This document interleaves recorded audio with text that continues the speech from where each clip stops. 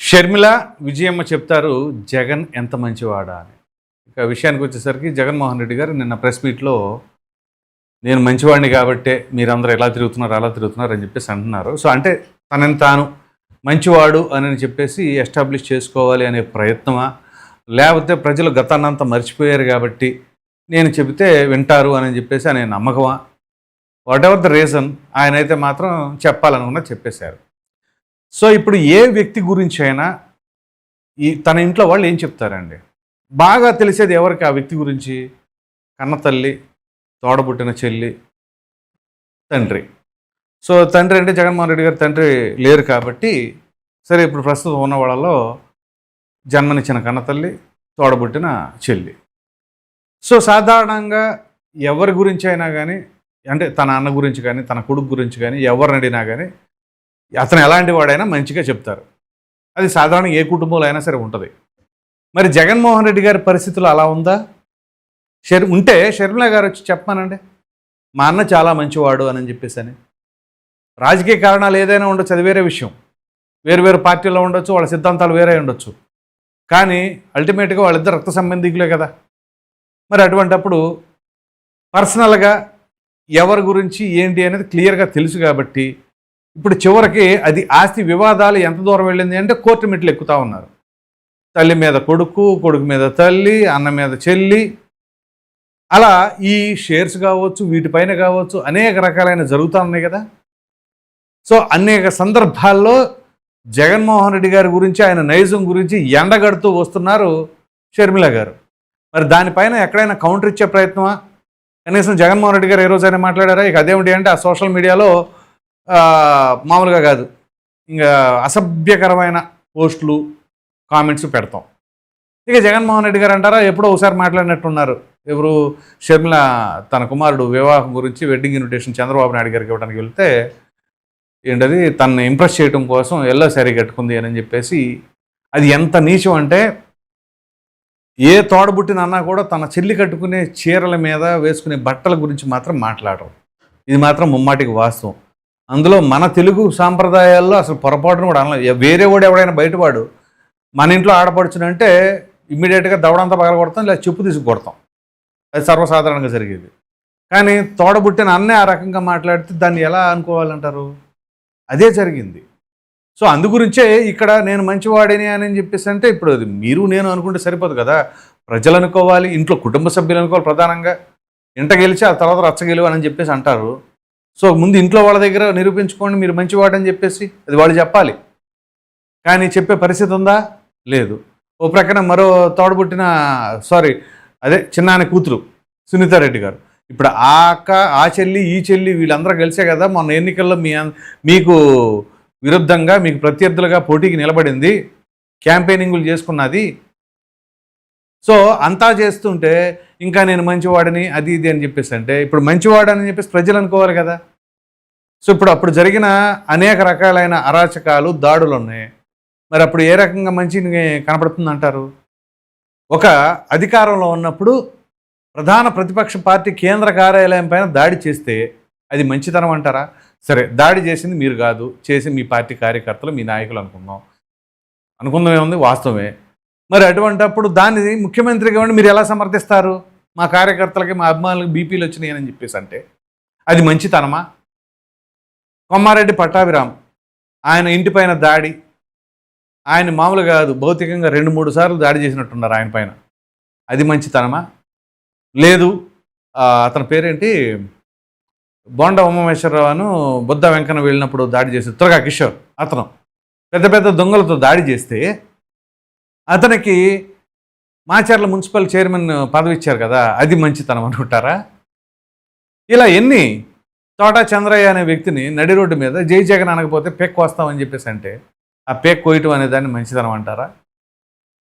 ఎన్నికల సమయాల్లో ఈవీఎం బద్దలు కొట్టిన పిన్నెల్లి రామకృష్ణారెడ్డి, ఆ సందర్భంగా ఆయన పైన కేసు రిజిస్టర్ అయ్యి జైల్లో ఉంటే ఆ పరామర్శకు వెళ్ళి దాన్ని సమర్థించడం అనే దాన్ని మంచితనం అంటారా?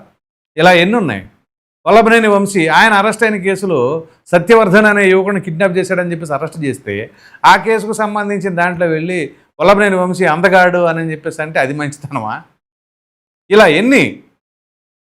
సో మంచితనం మంచితనం అని చెప్పేసి అంటే అది ఎదుటి వాళ్ళు చెప్పాలి. ఎవరు మంచివారు ఎవరైనా ప్రజల్లో చర్చ జరగాలి. మనం ప్రెస్ మీట్ పెట్టేసుకొని నేను మంచివాడిని, లేకపోతే ఏదైనా ఉంటే అవార్డు నాకు ఇవ్వాలి, ఏదైనా ఉంటే శాలువా నాకు కప్పాలి అని చెప్పేసి ఎంతకాడికి సెల్ఫ్గా చెప్పుకుంటా ఉంటే అది సెల్ఫ్ బూస్టింగ్ కాదు, సెల్ఫ్ గోల్ వేసుకుంటున్నట్టుగా ఉంటుంది అని చెప్పేసి రాజకీయ విశ్లేషకులు సైతం అభిప్రాయపడుతూ ఉన్నారు. సో ఆ రకంగా ఇప్పుడు ఇంట్లో తోడబుట్టిన చెల్లి కన్న తల్లే దూరంగా ఉంటుంటే ఇంకా దేనికి నిదర్శనం? సాధారణంగానే రాజకీయాల్లో ఏ రాజకీయ నాయకుడైనా సరే తన వైపు ఇంత మచ్చ కూడా రాకుండా ఉండడానికి విశ్వ ప్రయత్నం చేస్తారు. అసలు మచ్చలేని రాజకీయ నాయకులు ఉంటారంటే ఉండరు. కానీ ఇలాంటి బహిర్గతంగా జరిగే ఈ కుటుంబ సభ్యులకు సంబంధించింది కానీ ఆస్తి వివాదాలకు సంబంధించినవి కానీ వీలైనంత వరకు క్లియర్ చేసేసుకొని లేనిపోయిన తలనొప్పులు ముందు ఇంటర్నల్గానే మనకి పెద్ద హెడేక్గా ఉన్నాయి అని చెప్పేసి వాటిని పక్కన సాల్వ్ చేసేసుకుంటారు. కానీ జగన్మోహన్ రెడ్డి గారు అవి సాల్వ్ చేసుకోరు. కానీ బయటకు వచ్చేసి నేను మంచివాడిని అని అంటే ఇంట్లో వాళ్ళే ఒప్పుకోవట్లా ముందు, మీరు అలా చేస్తున్నారు ఇలా చేస్తున్నారు అని చెప్పేసి అని. అలా అన్నప్పుడు ఇక జనాల్లోకి వచ్చినప్పుడు ప్రజలు ఎలా భావిస్తూ ఉంటారు? పైగా నేను మంచివాడిని కాబట్టి మీరు బ్రహ్మాండంగా తిరుగుతున్నారంటే ఏం చేస్తారు? ప్రజాస్వామ్యంలో ఇంకా ఏదో చేస్తారనేనా? ఇప్పుడు జగన్మోహన్ రెడ్డి గారైనా బ్రహ్మాండంగా తిరుగుతున్నారు కదా, ఆయన ఎక్కడ తిరగట్లా, ఆయన కావాల్సిన చోట పర్యటనలు చేసుకుంటున్నారు, చక్కగా పరిమితికి మించి జనాభాని అందరూ కూడా గ్యాదర్ అవుతున్నారు. ఆ గ్యాదరింగ్లన్నీ కూడా ఇప్పుడు పోలీసులు కొన్ని కండిషన్స్ పెడతారు, ఒక 10,000 లేకపోతే ఒక 5,000 మంది అని. కానీ ఒక 5-10,000 అంటే అక్కడ ఒక 50,000 మందిని పోగెడతాం. లేదు 10 వాహనాలకి పరిమితం చేసుకొని మీరు కాన్వాయ్ 10 వాహనాలు మాత్రమే అలౌడ్ అని చెప్పేసి పర్మిషన్ ఇస్తే ఓ 25 వాహనాలు 50 వాహనాలు పెట్టడం అదే మంచితనం. లేదు సింగయ్య అనే వ్యక్తిని కారు ఢీకొని చనిపోతే అఫ్కోర్స్ అప్పుడు చనిపోక ముందే అతను తీసుకెళ్ళి హాస్పిటల్లో జాయిన్ చేయాల్సింది పోయి ఆయన కనీసం అంబులెన్స్ కన్నా ఫోన్ చేసి వచ్చి పంపించాల్సింది పోయి అతను తీసి అలా పక్కన పెట్టేసి మన కార్యక్రమం మనం చేసుకోవడం అనేది మంచితనమా? ఏది మంచితనం అని అనేక రకాలైన ప్రశ్నలు సంధిస్తూ ఉన్నారు. అందుకని జగన్మోహన్ రెడ్డి గారు ఒక ప్రెస్ మీట్ పెట్టారు అని అంటే ఎంతో స్టఫ్ ఉంటుంది అందులో, ఏరుకునే వాళ్ళకి ఏరుకున్నంత అని చెప్పేసి ఇంకొంతమంది సెటైరికల్గా కూడా మాట్లాడుతూ ఉన్నారు. సో ఇలా ఎన్ని ఉన్నాయి. కొన్ని ఆ పెట్టే ప్రెస్ మీట్ కూడా అప్రాక్సిమేట్లీ 2.5-3 hours పెడతారు. ఒక సినిమా ఎంత డ్యూరేషన్ ఉంటుందో అంత డ్యూరేషన్ పెడతారు. అంత మొత్తంలో ఏముంది అంటే దానిలో ఏమైనా కొత్త పాయింట్స్ ఉన్నాయా అంటే పెద్దగా కనిపించవు. ఇంకెంతసేపటికి ఇదే మావిగన్ను, మరలా మావిగన్ తీసుకొచ్చారు. ఆ మావిగన్ అనేది వైసీపీని ఎంత డ్యామేజ్ చేసింది, జగన్మోహన్ రెడ్డి గారిని ఎంత ట్రోల్ చేసింది అనేది ప్రత్యేకంగా చెప్పనక్కర్లా. మరలా మావిగనే అని చెప్పేసి అంటారు. అంటే మేము ఇంకా అమరావతికి వ్యతిరేకమే. అమరావతిలో అసలు ముందు చంద్రబాబు నాయుడు గారికి మావిగన్ అంటేనే గుండెపోటు వచ్చేస్తుందని చెప్పేసి అంటారు. అమరావతి అంటేనే గుండెల్లో దడపడుతుంది ఇక్కడ వైసీపీకి కానీ జగన్మోహన్ రెడ్డి గారికి కానీ. అసలు అమరావతి అనే పదమే ఆయన ఏంటానికి ఇష్టపడట్లేదు అని చెప్పేసి ఇప్పుడు కాదు కొన్ని సంవత్సరాలుగా మనం చూస్తూనే ఉన్నాం కదా. మరలా దాన్ని తీసుకొచ్చి మావిగన్ అంట. ఇప్పుడు మావిగన్ అని చెప్పేసి అని చంద్రబాబు నాయుడు గారి గుండెలో దడపడుతుంది అంటున్నారంటే ఎంత దారుణంగా ఉందో చెప్పండి. ఎందుకంటే ఇదే అమరావతికి సంబంధించి ఫస్ట్ మద్దతు తెలిపింది జగన్మోహన్ రెడ్డి. ఏది 2014-19 మధ్యలో. 19లో అధికారంలోకి రాగానే లేదు జై 3 రాజధానులు అన్నారు, అయిపోయింది. మరలా ఇప్పుడు 24లో ఓటం చెందంగానే మావిగన్ అంట. ఆ మావిగన్ అనగానే మళ్ళీ వైసీపీ వాళ్ళు తల్లబట్టుకుని ఈ మావిగన్ మేము ఎక్కడ సపోర్ట్ చేసుకునేది రా నాయన అని చెప్పేసి చాలామంది దానిపైన విభేదించి అనేక రకాలుగా మాట్లాడి చివరిగా సజ్జల రామకృష్ణారెడ్డిని కూడా నిలదీసే పరిస్థితికి వచ్చింది. టెలికాన్ఫరెన్స్లో అసలు మీరు ఎలా చెప్తా ఉంటారు అలాగా అసలు ఎవరు చెప్పారు అది ఇది, మా డైరెక్ట్గా అపాయింట్మెంట్ ఇప్పించండి జగన్మోహన్ రెడ్డి గారితో అని అంటే నేనేం చేస్తాను వాళ్ళే చెప్పారు అదే చెప్పాను నేను మీ ఇష్టం అని చెప్పేసి వాళ్ళని. మరి ఇలా ఆ ఒక్క పదమే అంతర్గతంగా పార్టీలు అన్ని విభేదాలు తీసుకొచ్చినా ఇంకా దాన్ని వదలకుండా మళ్ళీ మేము మావిగన్ అనగానే చంద్రబాబు నాయుడు గారికి గుండెలో దడపడుతుంది అని చెప్పేసి అంటున్నారంటే దాన్ని ఏ రకంగా చూడాలి? అంటే మాలో మార్పు రాదు, మేము ఇలాగే ఉంటాము, మా తీరింతే అని చెప్పేసి మళ్ళీ ప్రజలకు చెప్పదలుచుకున్నారా? అదే చెప్తారు. ఇక దాన్ని ప్రజలు ఏ రకంగా ఆశీర్వదించారో అంతకుముందు చూశారుగా, మీరు చెప్పిన వాటిని ఏ రకంగా పరిశీలించి మద్దతు తెలపాలా వద్దా అని చెప్పేసి అనుకున్నారు. మన 24లో చూపించారు.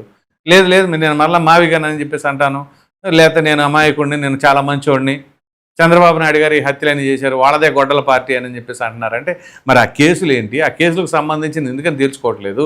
కనీసం మీ పైన ఉన్న ఆరోపణలకి లేదా మీ పైన జరిగిన కోడికత్తి ఘటనకు సంబంధించిన దాంట్లో సాక్షిగా రమ్మంటే కూడా మీరు కోర్టుకు వెళ్ళలేదే. ఇక ఆ తర్వాత గులకరాయి అవన్నీ మొన్న ఎన్నికల ముందు చూశారు, అది వేరే విషయం అనుకోండి.